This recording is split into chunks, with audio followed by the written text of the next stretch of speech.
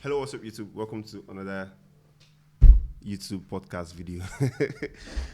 Today we have someone with us in another niche, a niche that we've not actually discussed about a lot or at all, actually. So we have a producer with us, one of the best and sexiest producer in the industry. Welcome, Ebuka. Thank you for having me. Yeah. I feel like anywhere I go now, I'm going to have them introduce me as the sexiest. Yes, no, the sexiest. That's not your brand. How did the sexy thing come about? It came about as a joke, but I had a very weird nickname in uni. Yeah. I'm not going to tell you what the nickname is, but sexy was part of the nickname. Just as a joke, my brothers and friends just started calling me sexy, you know, and I guess I kind of look sexy as well too, so like everyone just says sexy. I think it's just a fun nickname that stuck. Tell us what you do and what do you identify as in the industry. Okay. So for the most part, I identify as a creative producer. Yeah. And I run a production company with my brother, it's called Alex and Booker. We primarily do film production, be music videos, commercials. Yeah. But recently we've also started delving into experience production as well. Yeah. So if you know Vogue Boys and the events that we do. There was a time in my career when people used to say, Mr. Produce anything. So it's literally because I just like challenges so much where there's nothing I feel like is beyond my ability to produce. So that's pretty much what I do. One of the curious things that I've always thought is most people, when they come into the industry, everybody wants to actually direct. Mm-hmm. So what made you choose this other part of producing? Because to me, everyone I've actually spoken, no one literally just wants to be a producer. It just comes as, okay, I can't get enough directing job, let me start producing. But it looks like an intentional move for you. So I would like to know your thought process on why you chose producing. Yeah, it was intentional. I have a lot of skills. If you ask people that have worked with me, they'll tell you I could be a director if I wanted to, Hell, on projects, there's some direction in there. That's why I say creative producer. Yeah. But for me, when I just thought about what my purpose was, it wasn't really to be front and center of a creative project. My purpose was more so to be a support or be in charge of building a support system for the key creative person. I just knew immediately that what I was meant to do in this industry, in this space, is to help directors be the best directors that they can be, by taking care of everything else that's not creative, and then even supporting them on the creative side as well. So that's pretty much, I've always known this. Even till today, there are many people that still say, oh, you should direct. And I could for fun or whatever. Yeah. I just know what my purpose is, and it's not to be a director. It's to be a producer. So what would you say? I mean, everyone knows a director and a producer, but what would you say would be the major difference between a director and a producer? I think the simplest way to put it would be that a director, when you take a creative project, the director is in charge of helming the creative side of that project, and the producer is in charge of helming the administrative or business side of that project. There's an example that I always give. I say, if the brief is that we need to film naked girls dancing on the moon, the director's job is to create and visualize the best, most exciting, most relatable or whatever what's important to you. The best way to film these naked girls dancing on the moon, and then the producer's job is to make it happen. The producer has to now bring those ideas to the real world and say, how can we make this guy's vision come to life within the budget that we have, within the time that we have. And then that now informs if we're actually going to fly to the moon, or if we're going to go to a studio and a green screen. That informs the kind of girls that we will have naked. Is it Oscambos from Allen Avenue, or is it Instagram influencers? Makes sense. Quick question, have you ever been in a situation whereby you were on a project and then you need more money to actually produce that project, Yeah. and you're in between. Should we go back to the client, or how do we do this? You know that situation. Yeah. So basically, when you run out of Yeah. money, Yeah.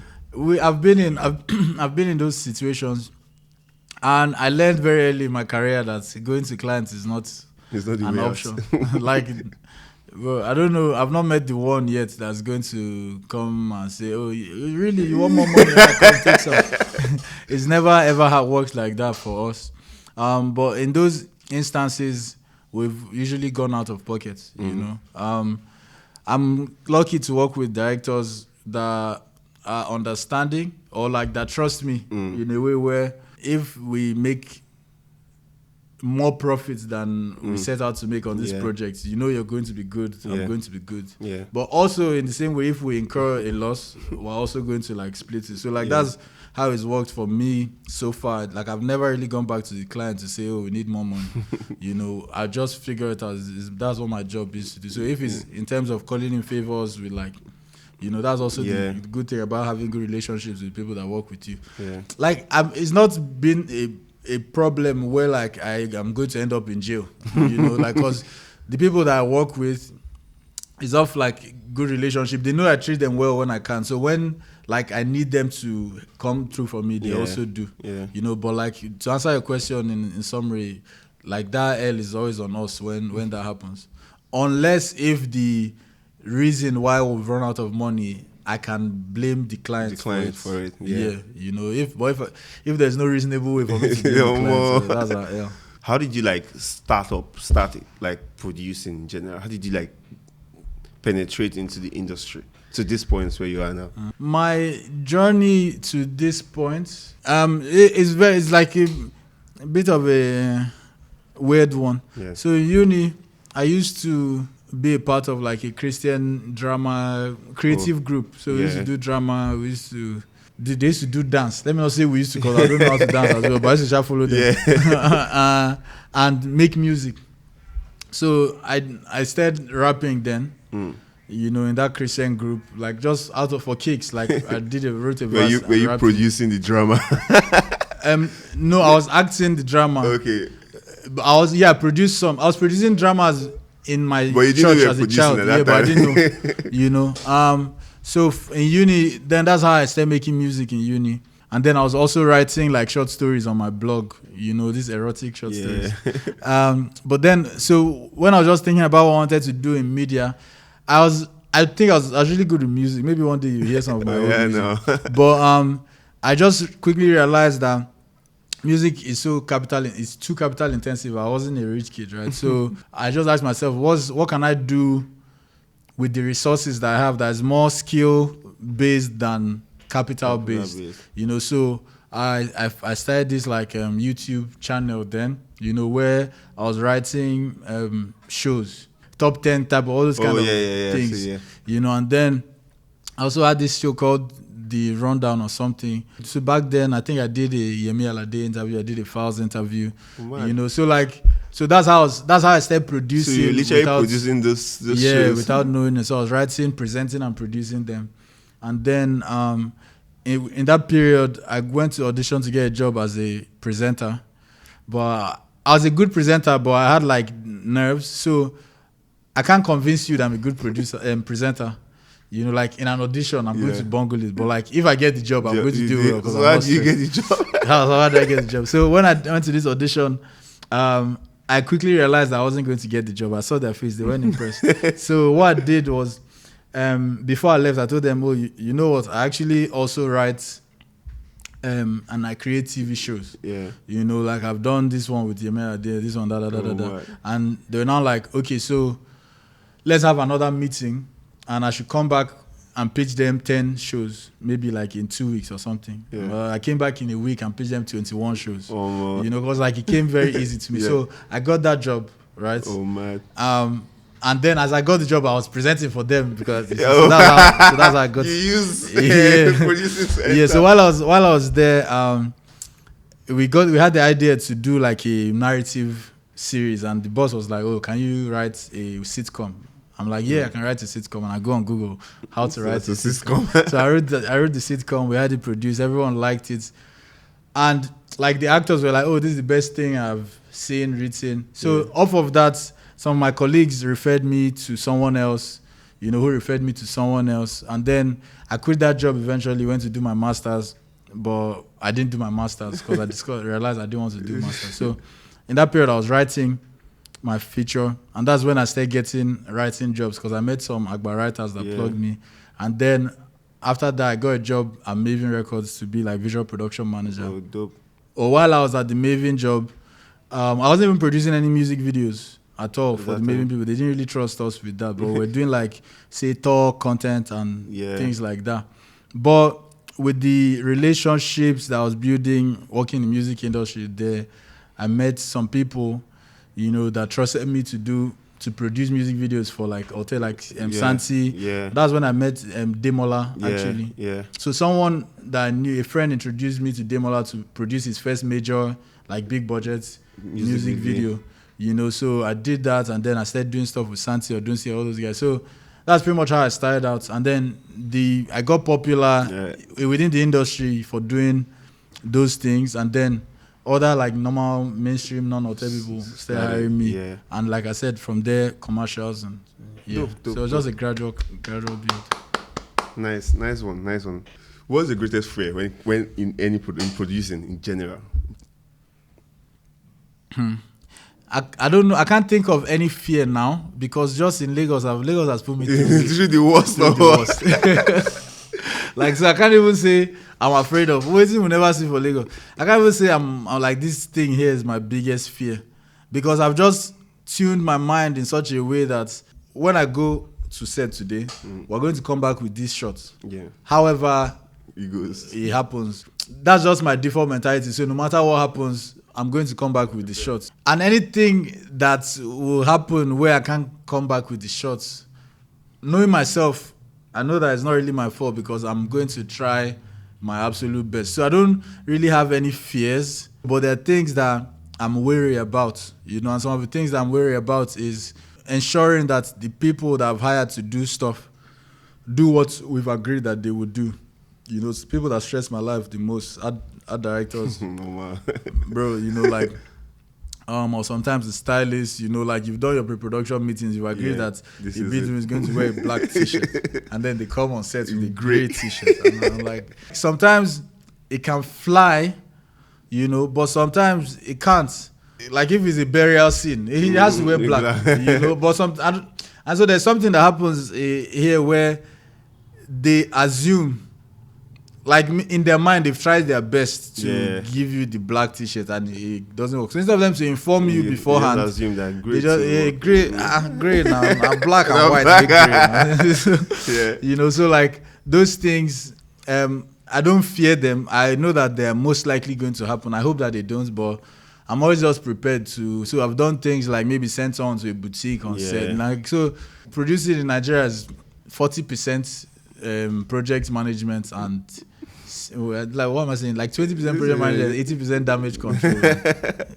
If you're going to mention 3 major things that every producer should keep an eye on for a project, for an essential smooth project, what would be those first 3 things that comes to mind? That these 3 things first. I mean, there's a long list, but what's like your top 3 things that you have to be extra careful on? I answer that question by thinking of the things that have stressed me out the most. The first most important thing that you should keep an eye out for would be your art department. It depends on the kind of producer you are. There's some people that they're just going to make a project, and just put it out there. But then there are people that I know, like there's a few of us, like you, like our people who have like a taste level that's is in a certain place where they rather not roll than roll on some like tacky looking like nonsense, So if you're that kind of person that's really particular about the kind of visuals that you want to put out, you need to be wary of art department.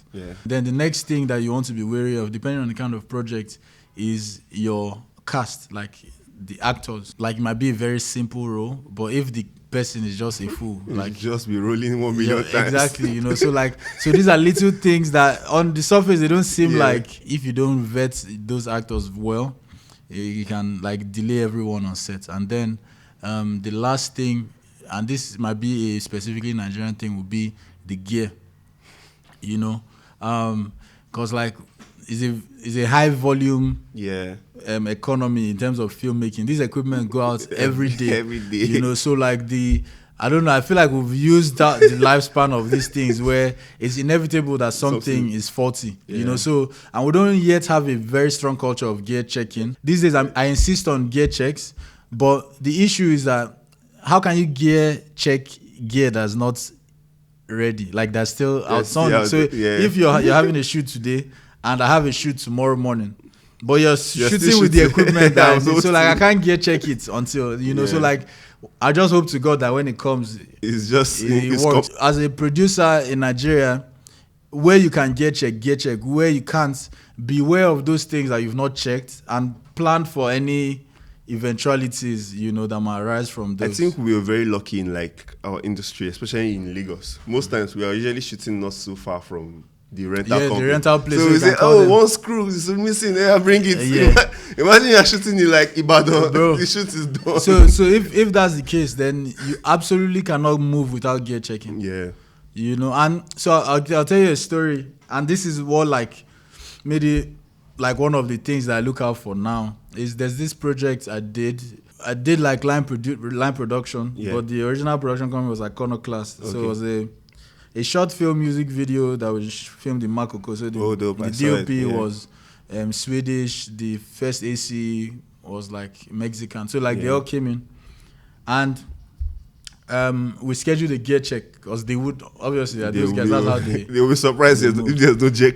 Yeah. So I saw how important it was to them. So I just made it happen because I'm a producer, right? Yeah. And then they went to Next Thought and did the gear check the day before our pre-light day, not even the shoot day. So there's the gear check, then there's the pre-light day, and then there's the shoot day. So pre-light and pre-rig. So they did the gear check, made sure that everything was working well. And then beyond that, they also took note of like the minor defects that some of these things had. So one of the lenses, there was a rattling sound. So like the lens was working, but there was a rattling sound. So they told Ajayi that this lens is working, we can use it, but just note that there's a rattling sound. So after the shoot, you should get it fixed or serviced or checked, and then we go to set where they're changing lens. The front element of the lens falls off, and it's really expensive. I don't think it's an anamorphic, cool anamorphic or something. And the front element falls off, But then, obviously there's Camtech from the rental house there. And there was no even, like, normally that kind of thing would be like, I don't spoil the lens.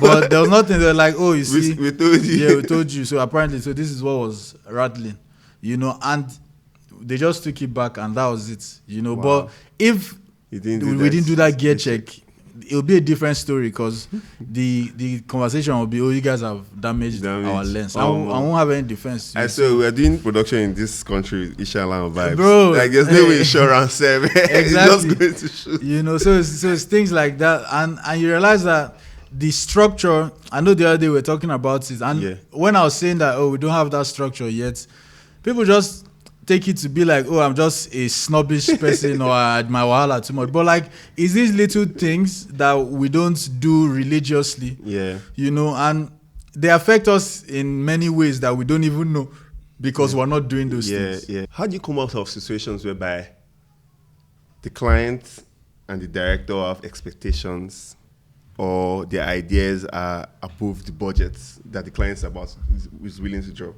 You get that kind of, they want to do this, they have this mad reference, and this is the budget. Like, do you just totally like walk away from the project, or how do you like navigate a situation like that? So with the clients, I'm less friendly. Yeah. Because they are not very friendly to me as well. So, but in both cases, I just approach it from a position of being realistic. Because, like, there's no point lying, So I feel like if you've approached me as a director or a brand, there's a certain level of trust that you have in my work and in my views or in my approach or in my way of doing things, right? So I'm always very honest. It's like, this is what we're trying to. So if I go back to that analogy of girls Yeah. on the moon, right?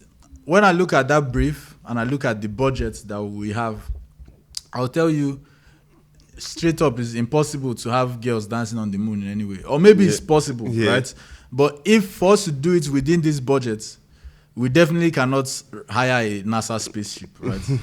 You know, and we cannot go to the moon because first, it's even unless your dad is Elon Musk or something, you know. So I guess the conversation becomes, what is the best way that we can get naked girls dancing on the moon for this project, and visually appealing to everyone. You know, so that's why I say I'm a creative producer as well, because then I now have to like tap into my own inner director, you know, so that I can, because sometimes I'm doing a budget where there's just a brief, and to do that budget, I have to step in the shoes of a director to imagine how he would want to execute this. Because would he want 20 extras here? You know, like so when I do that, I can now present my director with options. Like, okay, we can actually go green screen, or we can even go to a desert. You know, that's like sandy, and there's a way that we can light it and it will look like we're actually on the moon. You know, so like I just present those different options. So where I feel like the issue is where I just say, oh no, it can't work, boom.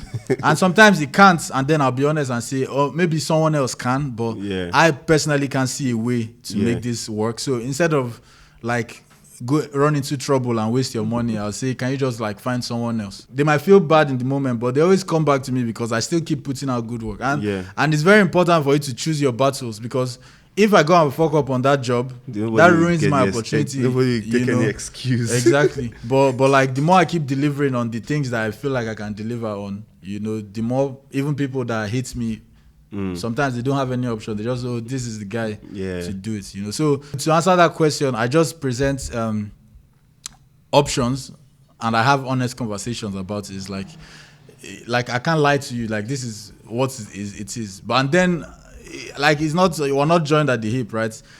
You're also free to find another producer that might, because like maybe I'm just not seeing it, or you know, and someone else might, and that's fine too. How do you choose directors to work on projects? Like, do you, in general, like, do you believe, okay, there's some directors that are better suited for certain projects and some directors better suited for certain projects?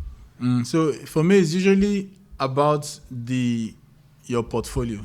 I feel like the amount of work you've done leading to this point, it kind of gives me a sense of your style. It gives me a sense of your approach, or even the kind of projects that you like to do, you know, or how you approach like color science, you know. And based on all those things, you might be right to do a video or a TVC that the brief is an action story. Like where it needs to be fast cut and like motion and all of that. And you might not be suited to do one that's more mellow. Just because of your style. So those are things that I consider, you know, in choosing a director to work with. But also beyond all of that, I consider just how good they are. And when I say this, it's not necessarily just creatively, because anyone can be creative. Bro, you don't even have to be creative. You can just pull a reference from somewhere, and replicate it. You know? But like, and so like 5 people can get this same reference, but how would this person interpret it? How would he approach it? Like, so those are things that I look out for. And also just how seriously they take themselves or their job as directors. I've worked with so many directors that don't even think that it's important to do a shortlist, you know. Whereas there are some that wouldn't go on set without a storyboard. So like, if you're giving your projects that amount of attention and care, it gives me confidence to bet on you. Dope. You know, but whereas like a director is not even, it doesn't care. Like, that means we're just going to go on set and figure things out, you know, like, so those are, so even beyond like style and all those things, it's just someone that I can trust to take the job seriously as I take my job as a producer. But I've also found that people that are just diligent at their job can be flexible, you know, enough to like make do something that's not necessarily their style. Yeah. But they can pull it off because the like rudiments of their job, they know. Sure. They're going to like do research. They're going to do their pre-production. They're going to do all of that style.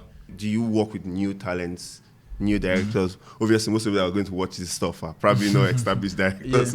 Is that part of your plans to like look out for new directors? Obviously, we need new directors. Yeah, it is actually. It is. So there's something that how we did that is so like the company is LL&B, right? But there's a department called Mainland, right? And the reason why we established Mainland, even though we've not done a lot of work, a lot of music videos and these kinds of jobs on that platform recently, is so this is like an experimental arm of the company where people come to me as a producer and just trust me. Because like many people don't really know the difference between director producer, so they just trust me, to do the job, and they trust me so much, fortunately, that I can even bring an unknown director to it, and do it with that person, and they don't really care, or they just know me, because so like they know that because I'm involved, it's going to come out well, So because of that, I take advantage of that, and depending on the kind of project, I'm able to like take a risk on new talents, and we've done several jobs like that where we got like directors that don't have like big jobs to do productions for like big artists, and that just helps them like get more build a portfolio, So, but then for that to happen, the reason why I've not done so much of that lately is because like I've not identified a lot of people that I can, because it's a risk at the end of the day, and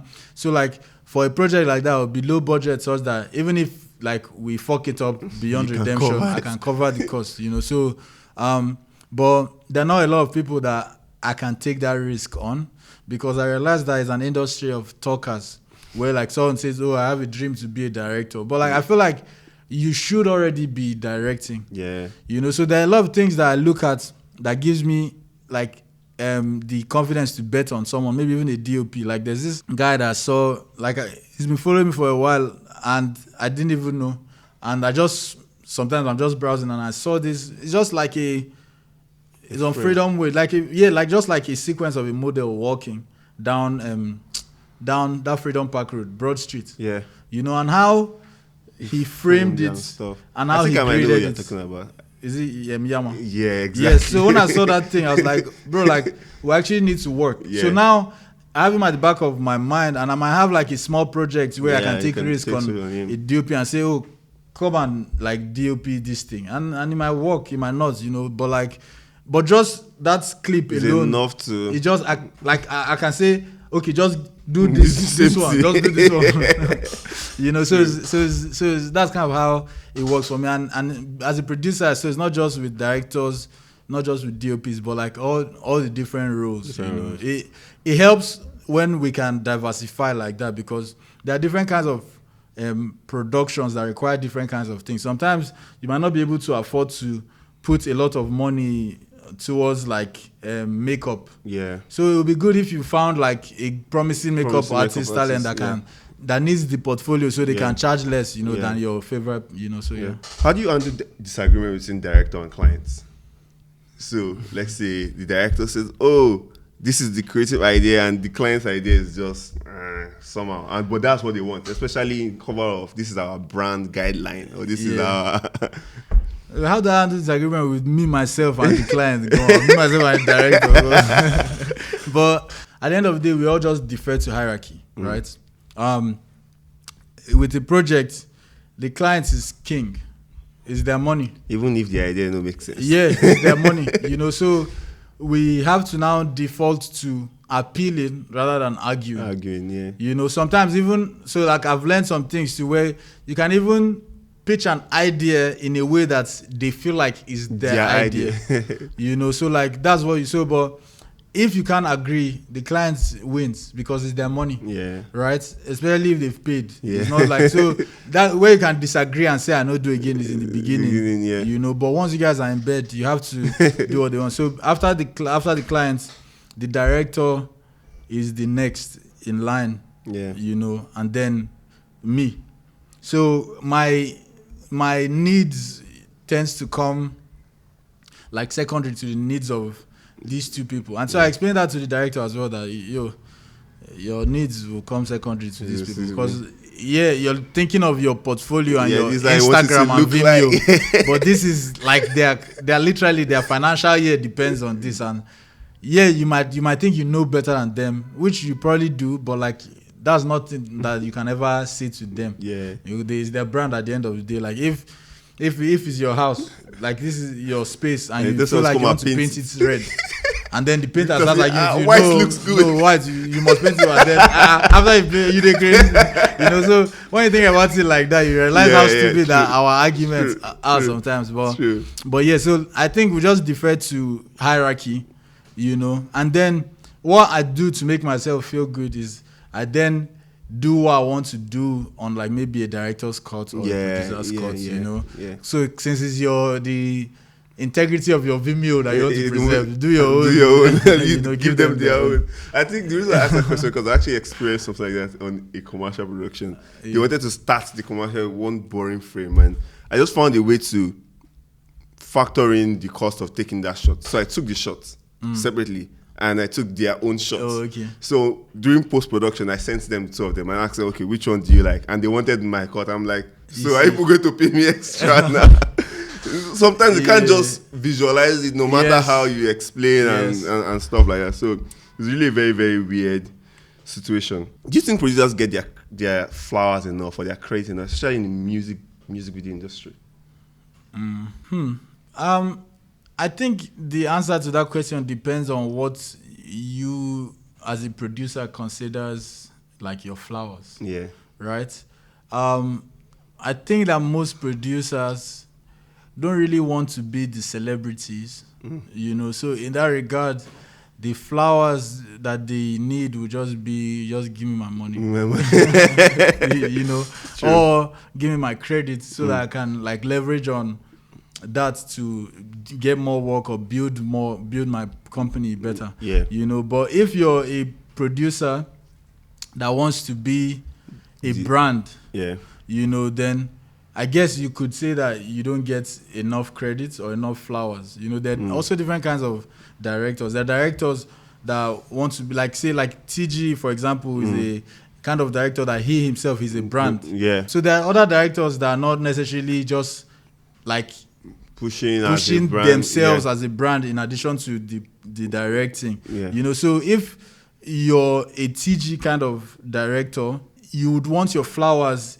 in a different kind of way, you know, that's in addition to the money, of course, than a director that doesn't even have his picture on his Instagram. You know, that director probably just wants his credits, you know, and things like that. So I think it just depends on the kind of producer you are. But I feel like generally producers are becoming more known, I guess, but more so within the industry. Just within the industry. Yeah, within the industry. Every other random person. Don't really know. Even know if a producer exists. Just directed by this person. Yes. And that's it. So I don't know that that's necessarily a bad thing, you know. But that just depends on what kind of producer you are. The reason why that comes up in a way is that, okay, for example, probably you brought a director on, suppose like a music video, and on the end of the video is directed by this person.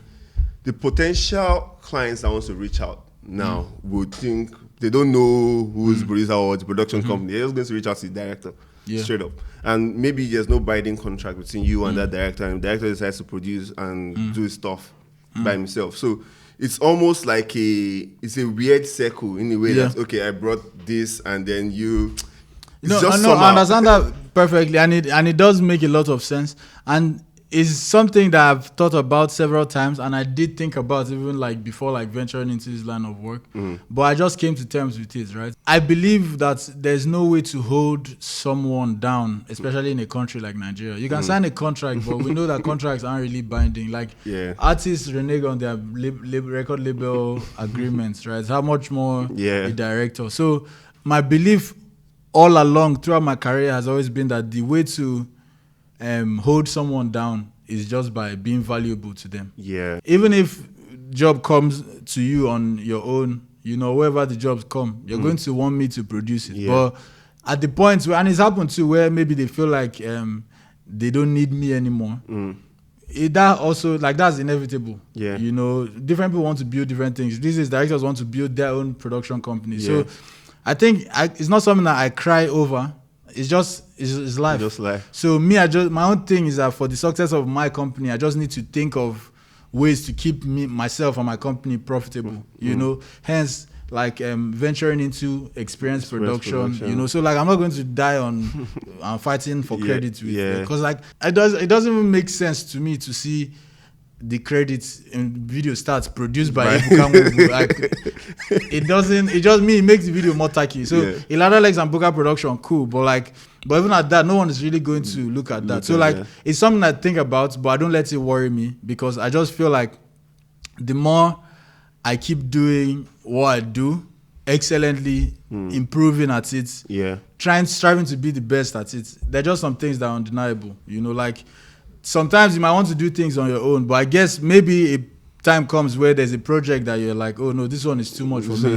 Let me call Ebuka. Or maybe that doesn't even happen. But even if that doesn't happen, I'm good. The alternative to that would be, okay, now it will just amount to evil. Like saying something like, okay, so we work on a project and then I'm now hesitant to have you put your directed by Biduni on there because I don't want you to steal my potential clients, you know.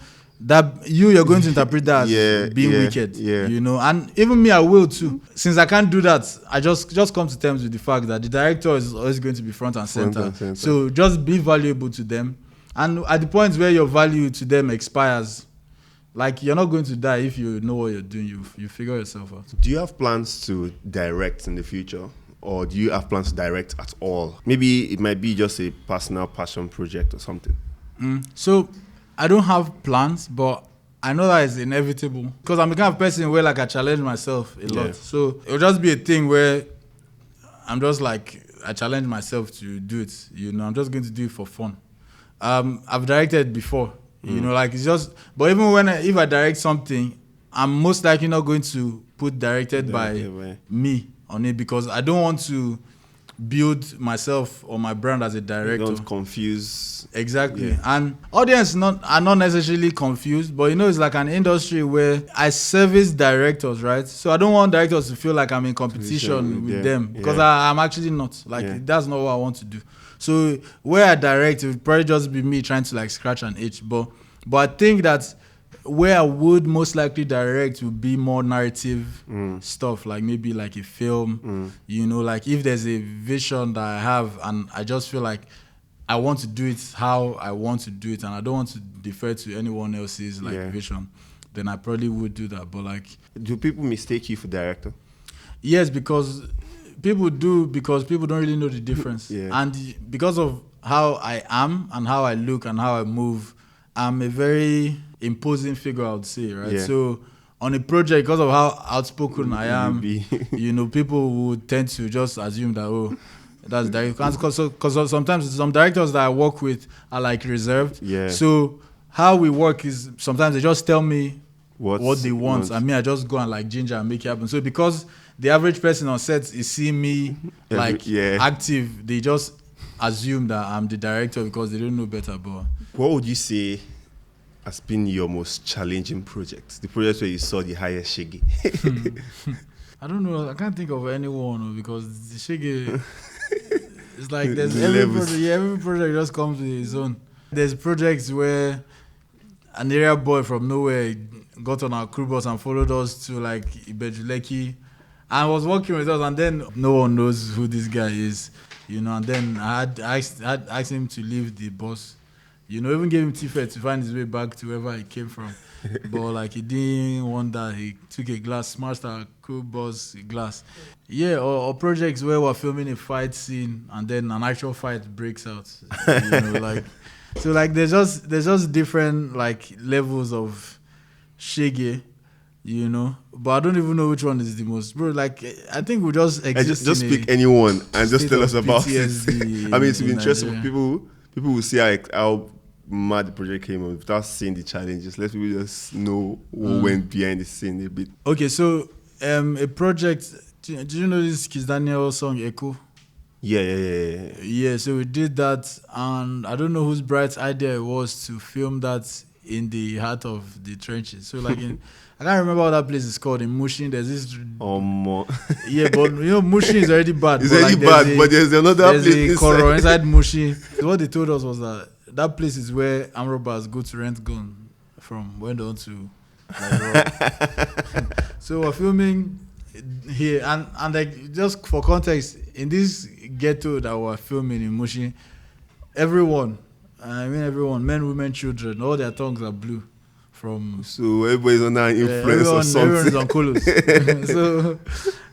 So we're filming just like cutaways, right? Not even Kiss Daniel performance. No, not Kiss Daniel performance. We're just filming cutaways of boys like rolling dice in the street corner, and in the scene, boys are rolling dice, and then obviously they start like shoving each other, fighting. Yeah. And I don't know how, but niggas actually start fighting for real. And it's that's content now. You capture for content. Yeah, no, because I told like Dio to keep rolling, But bro, there was a point when we couldn't even roll anymore. So one of the egbons that we settled now came and like slaps the young guy that's fighting, and he feels disrespected. He goes and comes back with like 4 other of his age mates. And but by the time that he comes back, so they keep trying to like hold them up. But by the time that this now kind of crystallizes, we're in like somewhere that's like a village square type of setting, and we're filming a dance scene. So like just all the dancers are dancing, and then all the streets is there, like they've formed this big circle, and we're on the crane, right, filming this dance scene. And here come like this guy and like 3 of his friends, a knife in each hand, just running, and Jesus. So everyone scatter. Everybody, and mind you, the cameras on. So because of that thing, they hit the guy that's controlling the crane, and the thing falls, and one of the Camtech people luckily catches it, but not the lens, the filters break. Then like just beside there's this woman or man frying small chops and puff. And in this commotion, people run into the thing oil. and topple the hot oil. Boom, everyone scattered. Mind you, we had soldiers, but the soldiers couldn't even come into the hood. They just had to stay outside. But so all of this happens, and then after a while, they settle themselves. And the person just carries his frying pan, puts back on his fire, pour oil. Like nothing happened. Like nothing happened, bro. What was going through your mind? All this? I can't imagine what was going through your mind. Like for me, it's fun. Funny enough. That's what I was saying. So I don't think that I function normally anymore. Like I think Lagos has damaged me beyond repair. In that same shoot, we were filming that Mushin bus stop on that shoot, the expressway. So we had like a big school bus and parked and blocked the road with it, right? And then we had all these Ayo masquerades on the buses, on the floor. Yeah. And the film was a really good scene. So something fun happened. There's this, these select church people or white garment people. So they were doing their procession and they crashed the set. So if you watch the video, you see them there. It wasn't planned. They were just dancing. Just part of it. Yeah, they just became part of it. But so after they left, then I don't know, some other like a gang war broke out, like Eye versus Aye or something. And that's how we had to just rap because it was too much. It was crazy. So like, and that's not even the craziest thing that's ever happened on set. It's just nobody ever sees this part, so everybody just enjoy it. You just watch the just watch this video makes sense. But that's the thing. I think for it to be a filmmaker in Nigeria, you actually have to enjoy the cruise of those things. Because like, to be fair, most times they're not actually trying to harm the filmmakers. they just want some money. Yeah. So they will threaten and that. So like if you learn too, when they give you go give them back, but all with sense. With sense. but like when those things happen, it's just the cruise of it. It's fun. It's fun for me. I enjoy like tussling with the area boys. Yeah. There's this video that we did in Senegal, CK video. Yeah. I did with Ahmed Mosh. Yeah. So like we had pretty much the entire video is exterior. So we're actually filming on the streets, and I could not believe my eyes, bro. Like not one. So it was very peaceful, bro. Like people were coming, but the people that were coming were just really polite. That please, that when we wrap, when we finish, can they take a picture with CK? I'm like, that's you can't that's try all that you in want. Lagos. You just want picture with CK. Cool. Just wait, bro. Like not one like area boy, nothing like that, bro. Like it was peaceful. In general, which will you allocate more budgets to in the production? Art direction, camera gear, location, or post? But like you said, it actually depends on the project Yeah. but all of those things can win. Yeah. But if it's a project where there's sometimes you have a good location and you don't can need afford so to much- not yeah. spend, if you can spend zero on art. Yeah.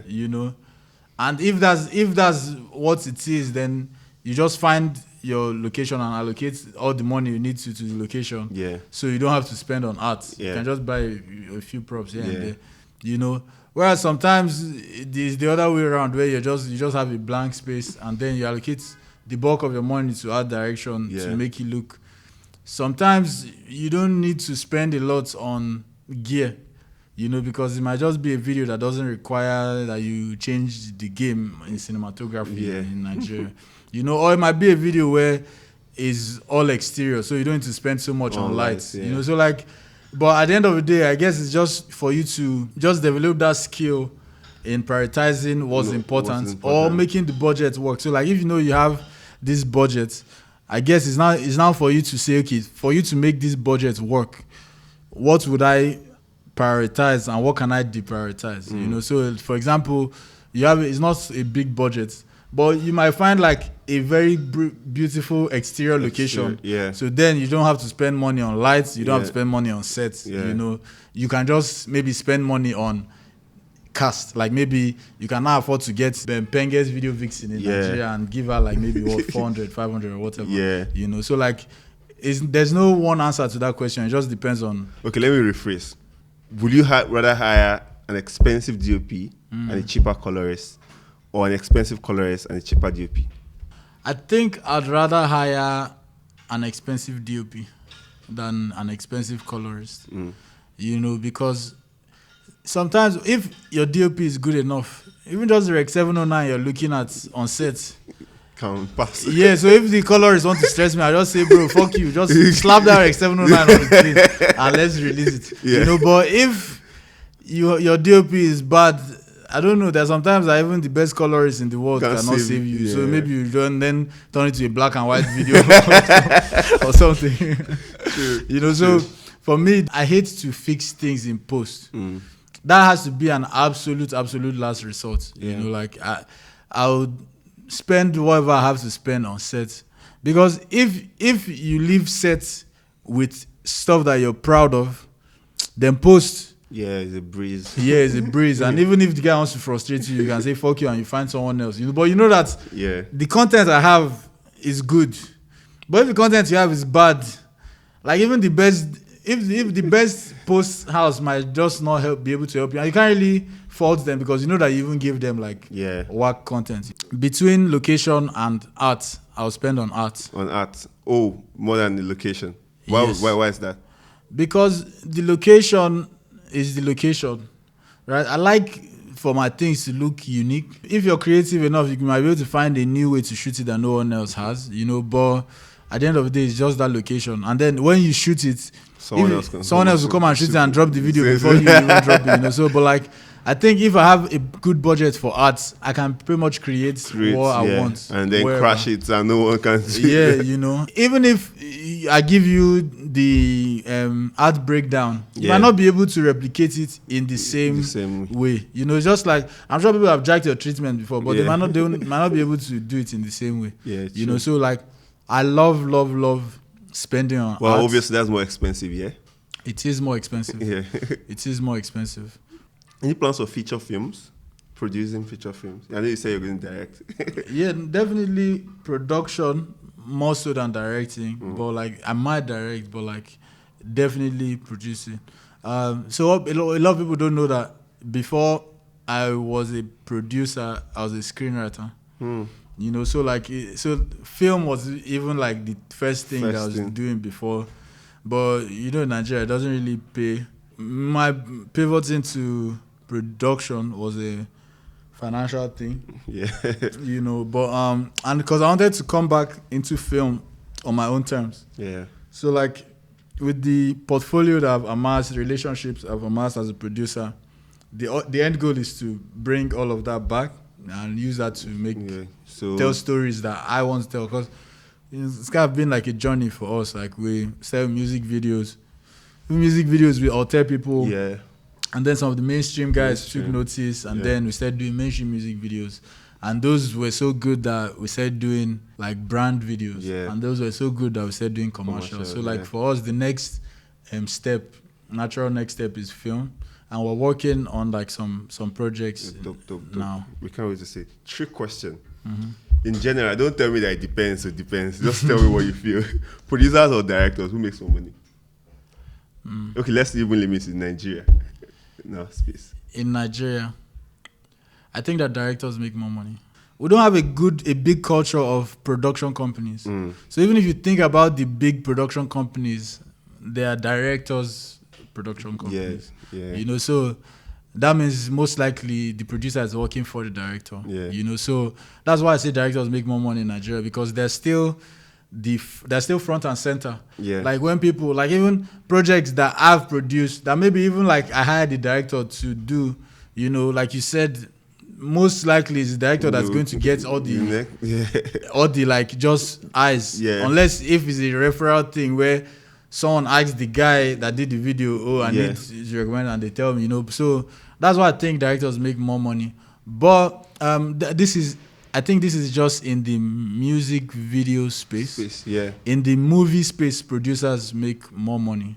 Because producers own the IP. The IP. You know, so so that's how I'd answer. I think in music videos, directors definitely make more money. I mean, it's neither here or there. It depends, because on projects that I produce, for example, if you, a director, hires me to produce something for you, you would make more money in that night, because in that instance, I'm working for you. Maybe if I hire you, I probably make more money, or my company makes more money, you know. But on the average, because of just how things work, I think directors make more money. But in film, producers make money. That's why I'm going to give all of you. You're running the way to film. I like the fact something that's happening in our industry. I mean, when I say industry, like commercials, music video, most people are like slowly like moving into film. There's this saying that everybody, and I don't know, most people have said, man, if we have the same kind of quality we have now, music videos now, our film, man, it's going to be mad. And it's true. And I think it's something that needs to happen. You know, because I think the Nollywood people, they're telling good stories, you know, better stories as we go. But I think that they're very complacent when it comes to the quality, production value. And I might be wrong for saying complacent. Maybe that's not the right way to put it. But I think it's very expensive for things to look like they do. We can afford it because we're filming for one day, 2 days, you know. So when you multiply the amount of money you spend times 30 days, you see how they are unable to. But then what I'll fault them for is that they might not have just relaxed and said, you know what, this is the way it is, you know. So when people like us come into the space, we're not aware of those challenges on an intimate level. So you're not going to come into your short film or your feature film thinking, I cannot produce, because all you know how to do is to shoot on your area and that. So you're going to find a way to do that. So I think the more of us do things like that, like I saw this guy's short film the other day, and I've seen like teasers of your own. So like the more things like that come out, then the traditional Nollywood people realize that, we're now in competition with these guys, and their things look better than ours. So it challenges them to find a way to make theirs look better. So all like when you think about it, the game just wins at the end of the day. Dope. Where do you see like the Nigerian like film industry next like 5-10 years? Where do you hope it should be? Like what changes you feel should have happened? I don't know that I can speak for the industry as a whole, but I can speak for myself and like the goals that I have. And the goals that I have is to be like an instrumental or play an instrumental role in getting us at par with the global markets in terms of quality of the stories that we're telling and how we're telling those stories. Yeah. You know, so that's what I hope is going to happen on a wider scale. But even if it doesn't happen on a wider scale, by God's grace, it's going to happen as far as me and my guys are concerned, you know, because like you see, there's a lot of opportunities with Nigeria right now in terms of media. You see how the music guys are like breaking boundaries abroad. You know, there's a reason why that's happening for music, but it's not happening for film. Is because in creating music, there's a lower barrier to entry to creating global standard music than creating global standard films. You know, so the more we upgrade and level up, you know, the more we build these structures, the closer we are to. Because like if people like Wizkid's music and they don't know what the fuck he's talking about, there's nothing to say they won't like Ibidu's film. You know, like even if you look at what's happening globally too, Squid Games, Parasite, these films did so well in America, and when they couldn't even understand the language, you know, or the culture, but then these are human stories at the end of the day. So I think in the same way, there's an opportunity for us as well, you know, but we just need to bring our work to a place where we can command the kind of value that these people are commanding as well. What would you say to like someone that is looking into stepping into this producing line?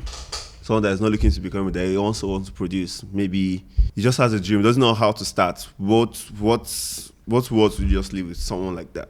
I think that if you want to be a producer, then produce. You know, it's really that simple. If you don't know how to start, just start. Because you can't tell someone that you're a producer if you've not produced anything. Yeah. You know, but when you've produced something, that would be, if you're good enough or like if you're sensible, whatever you produce today will be the least in the level of things that you produce. You know, so like I said, how I started out, I wasn't really looking for what to produce for people, because who's going to trust you? You know, I was producing my own things. You know, so like you have friends, produce things for them. You might have to wear many hats where you're also the director and the makeup artist and the stylist, but use your phone, just produce something compelling, you know. Like, and you know, like I feel like as a people, we underestimate those little beginnings too much. Let me just give an example. So, you know, Shoot, Edit, Repeat is coming soon, right? And Abez just sent some of the entries to me to like get my thoughts on like who I think he should select.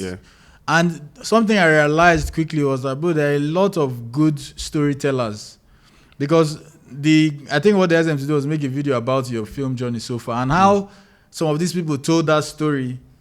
Like, he just showed me that, bro, and I think maybe it's probably their phone or like a small camera. So one guy's like, oh, I'm a weirdo, something, and then he cuts to a thing where he's coming out of bed and wearing 2 different legs of slippers. So like those little things. So even that guy might not realize it, because now he's done this to apply to Shoot, Edit, Repeat. But what he doesn't know is that he can actually just tell stories like that for himself, put it on his YouTube and start building following from there. And his friends are going to laugh about it, send it to someone else, and like that, he's building a portfolio as a film producer. Even though it seems stupid, you know. So like, what I would say to anyone that's looking to get into this game and be at your level, my level, the bigger levels, is just start doing something. Like, just start doing something.